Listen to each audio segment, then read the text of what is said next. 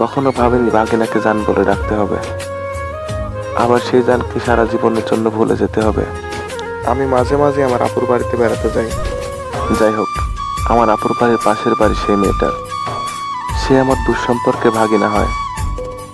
আগে কখনো সেই মেয়েটাকে দেখিনি, সেদিনই প্রথম দেখলাম। দেখতে বেশ ভালোই, মায়াবী চেহারা। আমি গিয়ে আমার আপুর বাড়িতে দাঁড়ালাম, আর এর মধ্যে সেই মেয়ে আর আমার ভাগিনারা আসলো। আমি হোন্ডা নিয়ে গেছি, হোন্ডা থেকে নামার সময় চাবি নিতে ভুলে গেছি। এটা সেই মেয়ে দেখতে পেরে আমার গাড়ি থেকে চাবি নিয়ে তার কাছে রেখে দিছে। আমি বাড়ি চলে আসবো, তখন কোথাও চাবি খুঁজে পাচ্ছি না। তখন দেখি সেই মেয়েটা বাড়ি থেকে দৌড়ে আসতেছে, এসে মিঠি মিঠি হাসতেছে। আমি কিছুই বুঝতে পারছিলাম না। তখন আমার আরেকটা ভাগনা বলল, তুই চাবি নিচ্ছিস নাকি? তখন সে আমায় বলল, মামা চাবি কোথায় রেখেছিলেন? আমি বললাম, জানি না তো, মনে নেই। তখন চাবি দিল, তার সাথে সাথে তার মোবাইল নাম্বারটাও দিল। সবার চোখের আড়াল করে নাম্বারটা নিয়ে আমার পকেটে রাখলাম। বাড়িতে এসে ভাবছি কি বলে শুরু করব। ভাবতে ভাবতে অনেক রাত হয়ে গেল, তাও অত রাতে মেসেজ করলাম। আমি ভেবেছিলাম মেসেজের রিপ্লাই আসবে না, একেতে অচেনা নাম্বার, তারপরে এত রাত। তাও দেখি রিপ্লাই আসলো। বললাম, খালামণি কেমন আছেন? ও বলল, ভালোই আছি মামা। যাই হোক, এভাবে মামা ভাগ্নের সম্পর্কে 2 মাসের মতো কথা বললাম। তারপরে ওই মেয়েই আমাকে বলল, মামা একটা কথা বলবো? বললাম, বলেন। বলল, আমরা দুজন দুজনের বন্ধু হতে পারি? আমি বললাম, হতেই পারি, বন্ধু হব, এতে আর কি এমন হবে।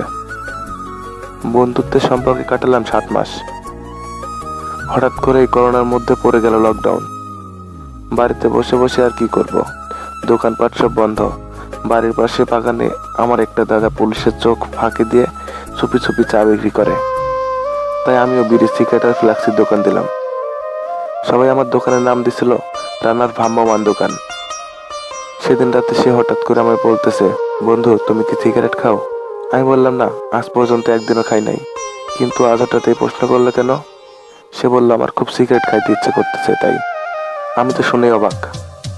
বললাম, সিগারেট খাবে? আমি নিয়ে আসবো। বলল, কাল আমার জন্য কয়েকটা নিয়ে এসো। পরের দিন বিকেলে আমরা দেখা করবো একটা ফাঁকা রাস্তায়। রাস্তার 2 পাশে বিল, মাঝখানে রাস্তা, উঁচু উঁচু 2টা ব্রিজ। 2 ব্রিজের মাঝখানে দুজনের সাথে দেখা হয়ে গেল। আমাকে বলতেছে, নিয়ে আইছো সিগারেট? আমি বললাম, নিয়ে আইছি। আমি ভাবতেছি সে আমার কাছে এগিয়ে আসছে আমার কাছে থেকে সিগারেট নেবে তাই, কিন্তু না, আমার সামনে এসে আমার বুকের উপর ঝাঁপ দিয়ে পড়ল। আমি ঠিক বুঝতে পারছিলাম না যে সেই সময় কি করব আর কি বলবো। তারপরে বললাম, না মামা, এটা কিন্তু ঠিক হলো না। আমি আপনাকে বন্ধুর মতো দেখেছি, খারাপ কিছু নয়। এটা বলে সিগারেট হাতে দিয়ে চলে আসতেছি।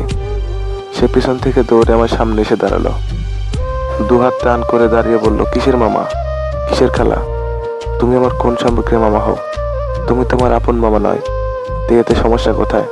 এই কথা বললে তার ব্যাগ থেকে একটা গোলাপ ফুল বের করে আমার সামনে হাঁটু গেড়ে বসে হাত বাড়িয়ে দিয়ে বলতেছে, আই লাভ ইউ জান, আই লাভ ইউ, আমি তোমাকে ভালোবাসি।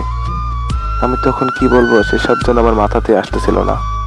মনে মনে ভাবলাম, আমাকে ভালোবাসার স্বাদ বের করতেছি তারা। গোলাপটা নিয়ে বাড়িতে আসলাম। সেই থেকে শুরু হলো আমাকে জান বলে ডাকা।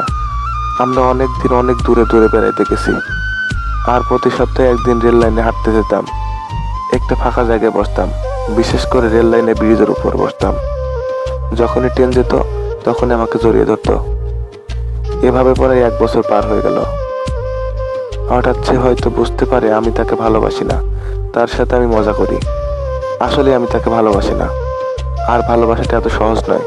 আমি আগে থেকে অন্য একজনকে ভালোবাসি, কিন্তু বর্তমানে আমার কথা বলার মতো কেউ নেই। সময় কাটানোর জন্য তাকে পাশে পেয়েছি, বেশ ভালোই লাগে। সে আমায় বলতেছে, তুমি আমায় বিয়ে করবে কবে? আমি বললাম, দেরি আছে, আমি আগে একটা চাকরি করব, তারপরে। সে তাতেই রাজি, আরো বলে, যান, আমি তোমার জন্য 1000 বছর অপেক্ষা করব যদি তুমি আমার হও। অনেক ছেলের বাবা তার জন্য বিয়ের কথা নিয়ে আসে, কিন্তু সে রাজি হয় না। তার মা তাকে জিজ্ঞেস করাতে বলে আমি রানাকে ভালোবাসি। তার মা আমার সাথে বিয়ে দিতে রাজি নয়। তাই তার মা তাকে বলেছিল, তুই যদি রানার সাথে কথা বলিস তাহলে আমাকে মা বলে ডাকতে পারবি না। সে আমি আমার জন্য তার মাকে 5 মাস ডাকে না। সে তার মাকে ছাড়তে রাজি, কিন্তু আমাকে ছাড়তে রাজি নয়। আমি তার কাছে যা চাইছি সবই পাইছি। আমার কোনো ইচ্ছাই সে অপূরণ রাখে নাই, এমনকি আমি তার থেকে টাকাও নিছি। সেই ঈদে মার্কেট না করে তার মার্কেট করার টাকা আমায় দিছে। এরপরে হয়ে যায় আমাদের ব্রেকআপ। আর ব্রেকআপের গল্পটা বলবো পরের ভিডিওতে। পরের ভিডিওটা পেতে আমার চ্যানেলটা সাবস্ক্রাইব করে বেল বাটনটি প্রেস করে রাখুন। ধন্যবাদ।